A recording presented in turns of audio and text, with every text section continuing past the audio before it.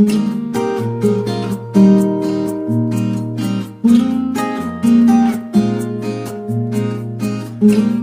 guys, welcome back to my channel and in this video we are going to talk about PW विद्यापीठ कोटा। वहाँ का experience क्या था मेरा, वहाँ के टीचर्स कैसे हैं, वहाँ पे क्या फैसिलिटीज़ मिलती हैं, वहाँ पे हमें क्या क्या चीज़ें प्रोवाइड करी जाती हैं। सो या लेट्स स्टार्ट। फर्स्ट थिंग, सबसे पहले हम बात करेंगे कि वहाँ का एडमिशन प्रोसेस क्या होता है। तो वहाँ का जो एडमिशन प्रोसेस होता है वो सबसे पहले हमें कराना होता है रजिस्ट्रेशन, और रजिस्ट्रेशन हमारा होता है PW ऐप पे। वहाँ ऐप पे जाएंगे हम, विद्यापीठ वाले सेक्शन में जाके जो भी सिटी में हमें कराना है एडमिशन, वहाँ पे उस सिटी में एंटर करके उसके बाद वहाँ पे हम रजिस्ट्रेशन कराते हैं। मोस्टली जो रजिस्ट्रेशन की फ़ीस होती है वो होती है 5000 रुपीज़।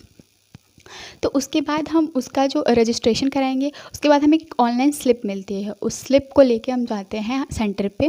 सेंटर पे जाने के बाद आगे की प्रोसेस सारी सेंटर पे होती है। वहाँ पे एडमिशन फॉर्म डालते हैं, वहाँ पे जो भी चीज़ें होती हैं, फिर सारे जो फॉर्म्स वगैरह फ़िल करने होते हैं वहाँ पे हम जाके फ़िल करते हैं। उसके बाद हमें देने होते हैं पैसे, और जो कि मतलब ऑलमोस्ट मेरे टाइम पे 70 to 80,000 थे, और वो 2 इंस्टॉलमेंट में दिए थे मैंने।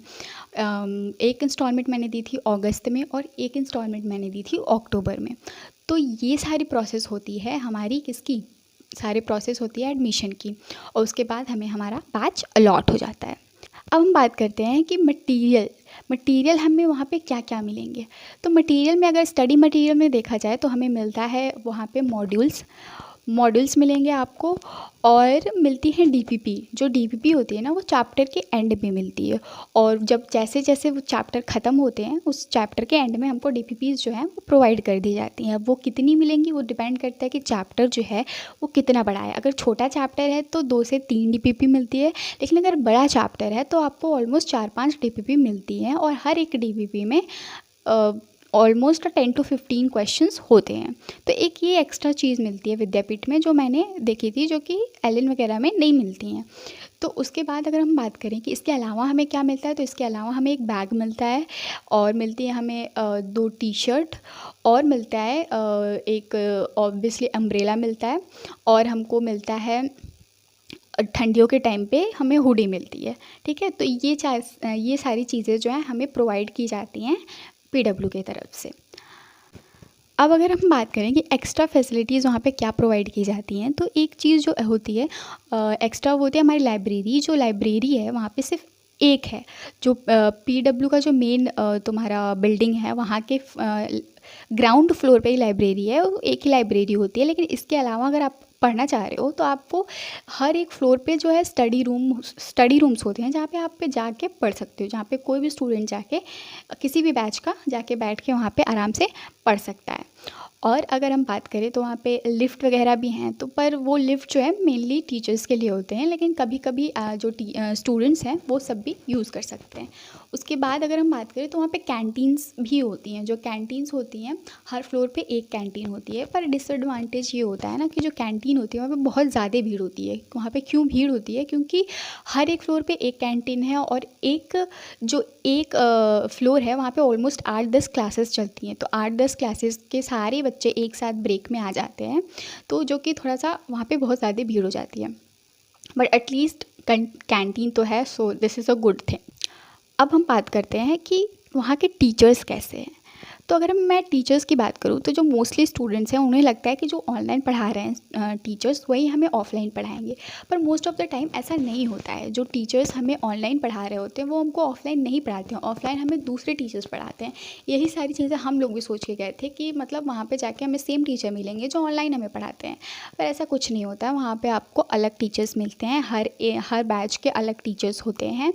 सो अगर मैं टीचर्स की बात करूँ तो सारे टीचर्स में से मुझे 2 टीचर्स का ही समझ में आता था। देखो यहाँ पे मैं अगर अपना ओपिनियन दूँ तो सारे टीचर्स अच्छे होते हैं, पर हमारे लिए वही टीचर अच्छे हैं ना जो जिनसे हमें समझ में आए। तो मुझे सिर्फ एक फ़िज़िकल की मैम थी, उनका समझ में आता था, और एक ज़ूलॉजी के सर थे। बाकी सारे टीचर्स का मुझे समझ में नहीं आता था। तो अगर सेम चीज़ आपके साथ भी हो रही है ना, तो आप एक काम करो कि आप जिन भी टीचर्स के मतलब 2-3 टीचर्स तो आपके सही ही होंगे, तो उनकी क्लास लो, और बाकी बाकी जिनका आपको समझ में नहीं आ रहा है, आपको ज़बरदस्ती करने की कोई ज़रूरत नहीं है। हाँ, आप ट्राई करो, आप 10 दिन ट्राई करो, 12 दिन ट्राई करो, उसके बाद भी अगर आपको समझ में नहीं आ रहा है ना, तो आप उन टीचर की क्लास स्किप करके आप स्टडी रूम में जाके अपनी उस क्लास को किसी ऑनलाइन टीचर जिससे आपको समझ में आ रहा है उससे आप जाके उनकी क्लास ले सकते हैं।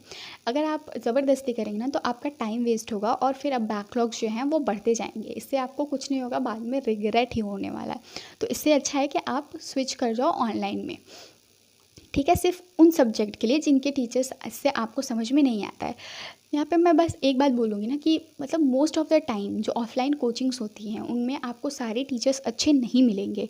अगर आपको सारे टीचर्स अच्छे मिल रहे हैं ना तो ये मतलब आपका लक है, पर मोस्ट ऑफ़ द टाइम ऐसा नहीं होता है। तो अगर आपको किसी टीचर का समझ में नहीं आ रहा है ना, तो आप क्या करो कि आप उस टीचर का क्लास को स्किप करके जाओ और ऑनलाइन टीचर के उसी टाइम में किसी और ऑनलाइन टीचर से पढ़ लो। ऐसा तो होगा नहीं कि सारे टीचर्स का समझ में नहीं आएगा, 1-2 टीचर्स तो होंगे जिनका आपको समझ में आएगा। तो मेरा तो यही एडवाइस रहेगा। बाकी अगर मैं ओवरऑल बात करूँ ना कि विद्यापीठ का कैसा एक्सपीरियंस था, तो ओवरऑल अगर मैं बात करूँ तो एक्सपीरियंस वाज गुड। अगर मैं माइनर टेस्ट की भी बात करूँ ना कि विद्यापीठ के जो माइनर टेस्ट होते हैं वो अच्छे होते हैं, एनसीईआरटी बेस्ड होते हैं। तो ओवरऑल एक्सपीरियंस मैं अच्छा ही बोलूँगी। बस हाँ, थोड़े टीचर्स की कमी मुझे लगी थी, पर ऑब्वियसली मैं 2022 में गई थी तो उस टाइम पे जो पीडब्ल्यू था वो बहुत नया था, तो हो सकता है इस वजह से भी वो लोग अच्छे टीचर्स प्रोवाइड नहीं कर पाए हों। But overall experience was really good, क्योंकि एटलीस्ट वहाँ पे जो फ़ीस है, वहाँ पे फ़ीस बहुत कम है as compare to other coachings. मेरी जो फ़ीस थी ऑलमोस्ट 70 to 80,000 लगी थी, और बाकी कोचिंग्स में 1 लाख के ऊपर ही होती है, 1,18,000, 1,20,000। तो अगर फ़ीस के बारे में देखें तो इट वॉज़ रियली गुड। और अगर बात करें टीचर्स की ना, तो हर एक ऑफलाइन कोचिंग का यही हाल है कि कुछ टीचर्स अच्छे मिलते हैं, कुछ टीचर्स अच्छे नहीं मिलते हैं। तो आपको टीचर्स में तो हर जगह ही कॉम्प्रोमाइज़ करना पड़ता है। सो या, this was my experience. Thank you so much.